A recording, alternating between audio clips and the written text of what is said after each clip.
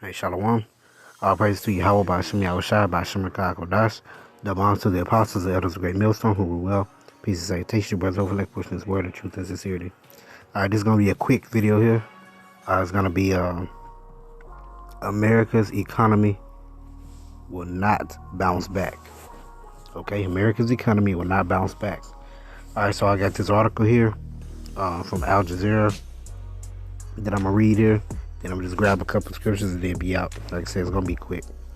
But it says Biden offers assurances after major U.S. banks collapse. Okay. Because that's a major thing that happened going into the weekend, you know. And it's affecting a lot of people. Okay. From people who have, you know, a lot of money, and then those who don't have a lot of money.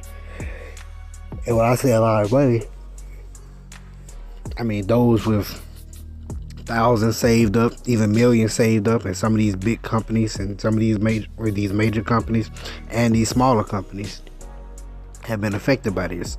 Okay, and then also those who don't have a lot of money, those who don't have thousands of dollars saved up, different things like that. I mean, it's affecting a lot of people. All right.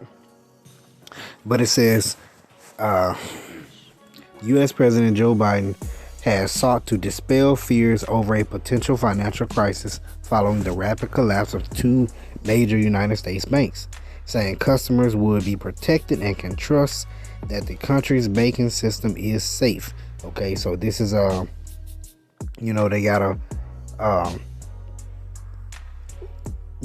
put out that false sense of security that everything is okay. All right, but you gotta think about it. If the economy has been taking hits, taking blows, there'll be a certain point in time to where it's gonna fall, it's gonna collapse.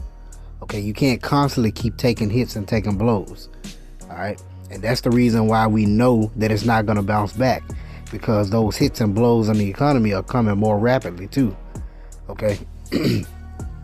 But it says, during a brief news conference at the White House on Monday, Biden said he will seek to hold those responsible to account and push for better oversight and regulation of larger banks, while he also promised that no losses would be borne by the taxpayers, which would be a lie. Okay, these people come out to you and lie to you directly to your face.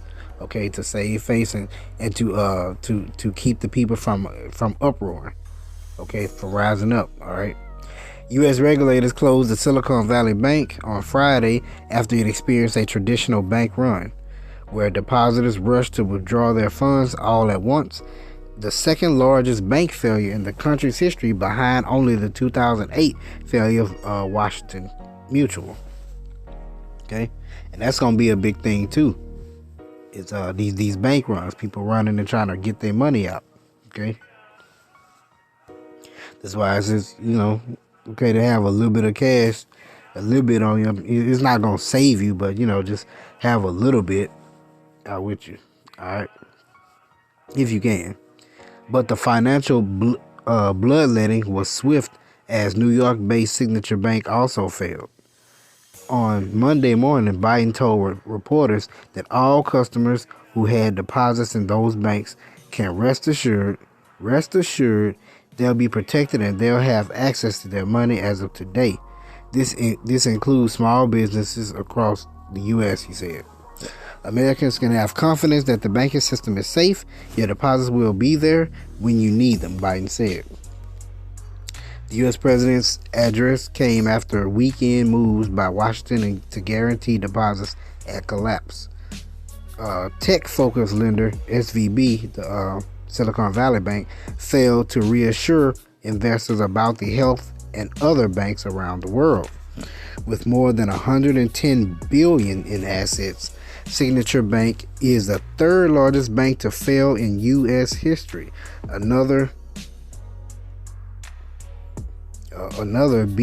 beleaguered bank, First Republic Bank, announced on Sunday that it had hosted its financial health by gaining access to funding from the U.S. Federal Reserve and J.P. Morgan Chase. Yep. There you go. So So they might start printing more money, okay?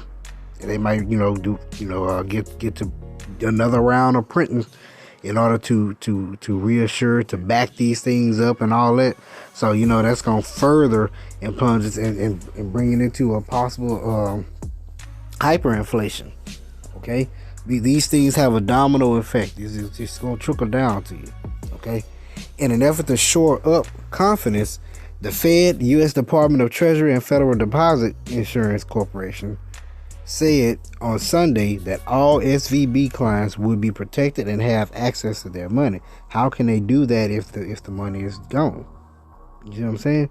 If the money is not there, how can they do that? By backing it up, by printing more. Biden's economic team worked with regulators over the weekend on the measures, which include guaranteeing deposits in both banks, setting up a new facility to give banks access to emergency funds, and making it easier for banks to borrow from the Fed in emergencies. This step will ensure that the U.S. Banking system continues to perform its vital roles of protecting deposits and providing access to credit to households. The businesses in a manner that promotes strong and sustainable economic growth, the agency said in a joint statement. Still, despite the measures taken by Biden administration, Europe's Stoxx Bank index fell 5.8% on Monday and was on track for its biggest two-day fall since March, soon after Russia invaded Ukraine. Germany's Commerzbank fell as much as 12.7%, while Credit Suisse hit a new record low after falling more than 15%. Now, these are world banks, so notice they're naming these different banks, these major banks from these other countries too. So these are world banks, world markets. Okay, the market started down a bit lower as investors were trying to assess what possible damage might come as a result of those latest bank failures and president's moves to try to stabilize the markets. Al Jazeera's Chris reported from New York. The good news is that the market seemed to be rebounding after opening at a lower rate, she said.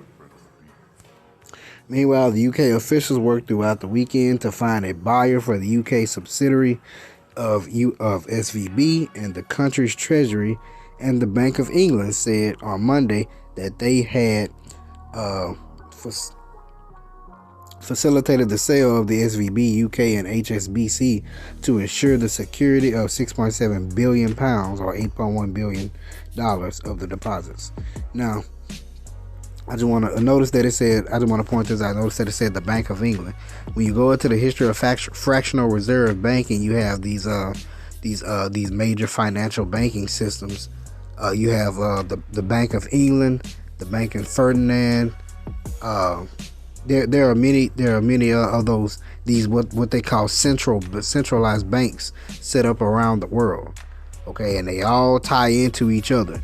This is why everything is affecting each other, because all these banks, due to how the process of fractional reserve banking, literally all tie into each other. They balance each other up, so when one piece fall, it affects the other. Okay.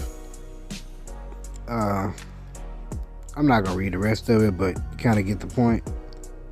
Let me just grab a couple of scriptures. All right.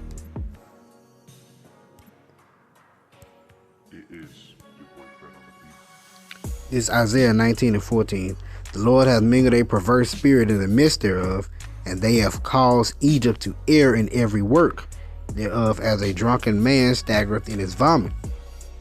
Okay, the Lord has mingled a perverse spirit within Egypt. Okay, the 2/3 of our people are perverse. Esau, Edom is perverse. The other nations are perverse, and then you have it.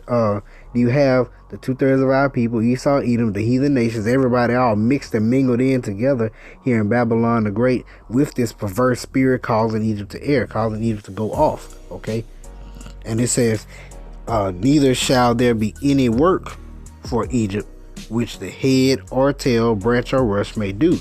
Okay, so from the top to the bottom, when that financial system just totally collapses, there won't be any work for anyone to do.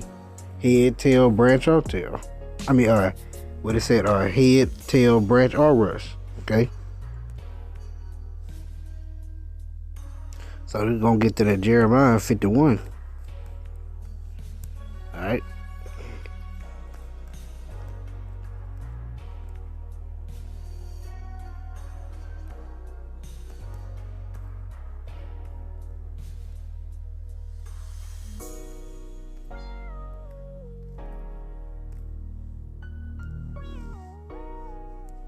It's Jeremiah chapter 51, verse 8. It says, Babylon is suddenly fallen and destroyed. How for her take balm for her pain, if so be she may be healed. All right. So once again, they're putting that balm or that healing ointment on it. And like I said before, you take so many blows, like, just like boxing, just like when you're fighting. Okay. At the end of the round, what they do, they go to the corner, they kind of patch up what they can patch up. And then, kind of get a little breath, take a little break, get a little breather, patch up what you're going to patch up, But once again, it's only patching it up. It's not actually fixing it. And that's what Babylon the Great is doing. Because at some point, you're going to fall. The Lord is going to knock this bitch out. Okay? And it says, we would have healed Babylon, but she is not healed.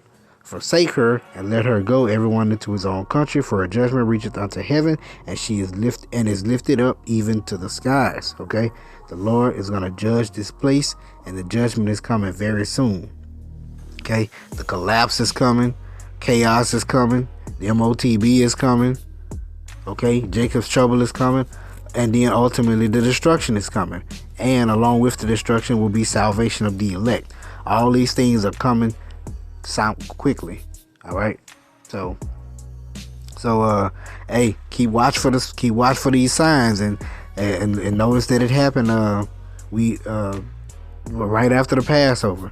Okay, so right after the New Year, the Lord ramping things up even more. So hey, we gonna stay on our watch and continue to see what the Lord is gonna do in this year 2023.